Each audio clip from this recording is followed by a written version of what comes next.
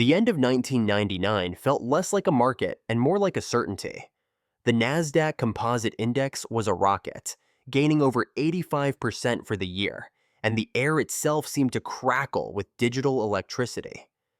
Every initial public offering for an internet company appeared to mint a new class of millionaires overnight, and the euphoria was palpable, creating a widespread belief that this was not a temporary boom, but a permanent new reality. In this environment, traditional metrics like price-to-earnings ratios were widely dismissed as relics from a slow industrial past. Companies with no profits, and sometimes no revenue at all, commanded billion-dollar valuations based on the promise of future market share. The collective wisdom was that the internet had fundamentally rewritten the rules of business and finance, making old-school valuation not just outdated, but an obstacle to incredible wealth. We meet two investors at this peak, Anna and Ben. Both are starting from the same solid foundation, a $100,000 portfolio accumulated through years of diligent saving. They stand at an identical financial starting line, but their psychological approaches to the market are worlds apart, and this difference will soon define their entire decade. Ben was a true believer in what was called the new economy paradigm. This was a powerful system of belief which argued that technology had ushered in a permanent state of high growth and low inflation. Within this framework, investing in anything other than high-flying technology stocks felt like a profound missed opportunity. His portfolio reflected this conviction, with over 70% of his $100,000 concentrated in the speculative tech darlings of the day. Then, in March of 2000, the ascent falters. The market stumbles, then begins its relentless fall.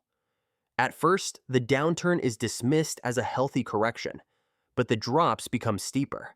The perceived safety of the new paradigm gives way to the dangerous reality of a collapsing bubble. Companies once celebrated as visionaries are suddenly exposed as having deeply flawed or non-existent business models. Names like Pets, Calm, and Webvan become cautionary tales, and paper fortunes vanish in weeks. For an investor like Ben, this was more than a market downturn. It was an existential crisis. He watches his $100,000 portfolio bleed value. First, it drops to $85,000. He tells himself this is a temporary dip. Then it hits $70,000. The unshakable confidence he felt just months ago is replaced by a knot of raw anxiety. Every market update on television feels like a physical blow. He's no longer planning for future riches. He's just calculating how much more he can stand to lose. Anna's experience, however, is fundamentally different. Her portfolio was balanced from the start, only 30% in technology, with the remaining 70% spread across established value stocks, bonds, and international equities. As her tech holdings plummet alongside Ben's, she doesn't feel the same panic. Instead, she opens a simple spreadsheet and begins to execute a predetermined mechanical plan. This plan is built on the system of rebalancing, a disciplined process designed to maintain a portfolio's target asset allocation. It forces an investor to systematically do the opposite of what their fear or greed demands. When her tech stocks were soaring in 1999, her rules had her trim those positions. Now, as those same stocks crash, her system dictates that she sell some of her stable assets to buy more of the battered-down stocks at a fraction of their former price. By October 2002, the crash reaches its brutal conclusion. The NASDAQ has fallen nearly 78% from its peak, wiping out trillions of dollars in market value. The financial landscape is littered with the bankruptcies of once promising companies and the decimated accounts of investors who bet everything on the new economy. The dream had become a nightmare. Ben's breaking point was not a slow erosion, but a single, sharp crack. After months of watching his portfolio bleed, he logged into his account on a bleak afternoon in October 2002. The number on the screen was a gut punch. His initial $100,000 investment was now worth just $45,000. The pain of losing more became unbearable. He navigated to the trade screen, selected Sell All, and with one final decisive click, he liquidated his entire portfolio, turning a paper loss into a permanent one. The immediate sensation was not panic, but a profound, hollow relief. The noise stopped, but that feeling quickly soured into a deep, aching regret. He hadn't saved his money. He had locked in a catastrophic $55,000 loss. Then, slowly, almost imperceptibly, the market began to heal. The years from 2003 to 2007 were not a rocket ship back to the highs, but a slow, grinding recovery that rewarded patience. By mid-2007, the S&P 500 had finally clawed its way back, surpassing the peak it had set 7 years earlier. Anna's discipline had paid off spectacularly. Her systematic rebalancing forced her to buy stocks when they were at their cheapest, at the point of maximum pessimism. As the market recovered, those cheap shares acted as a powerful engine for her portfolio. By the time the market peaked again in 2007, her original $100,000 hadn't just recovered. It had grown to approximately $130,000. Ben, meanwhile, was trapped in a state of financial stagnation.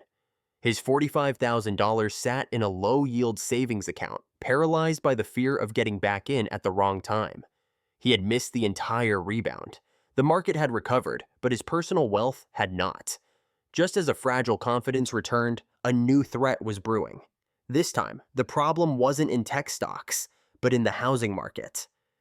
A decade of easy credit and subprime mortgages had created a massive bubble, embedding a hidden poison throughout the global financial system. When it burst, the poison was released.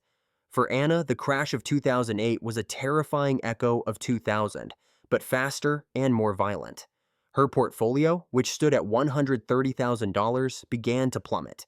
This was the ultimate test of her conviction. Watching her hard-won gains evaporate a second time was psychologically brutal, as her portfolio plunged from $130,000 down to a low of around $80,000.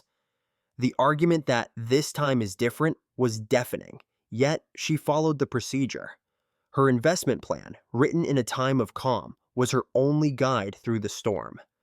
She continued her monthly contributions and rebalanced, selling the relative safety of her bonds to buy stocks at prices not seen in a decade. It was a mechanical act of faith in a system that appeared to be completely broken. From the perceived safety of his cash position, Ben watched the 2008 crisis with a twisted sense of validation. He felt he had dodged this second, even bigger bullet, but his fortress was also his cage. He was safe from the losses, but completely excluded from the eventual recovery, the safety of a ship that never leaves the harbor. As the dust settled and the calendar turned to December 2009, the financial world took an exhausted breath. The decade was over. The S&P 500, after a gut-wrenching round trip, ended the 10-year period roughly flat when accounting for dividends. For an entire decade, the stock market had gone nowhere. The final accounting was stark. Anna, who started with $100,000 and systematically rebalanced through 2 historic market crashes, ended the decade with approximately $110,000. In a decade where the market itself lost money, her 10% gain was a monumental victory. Ben, however, was a casualty of the era. His panic sale in 2002 locked in his losses. His $45,000 sat in cash, functionally unchanged from where it was 7 years prior. The gap between them was nearly $65,000, a tangible, life-altering sum that represented the price of abandoning a plan in the face of fear.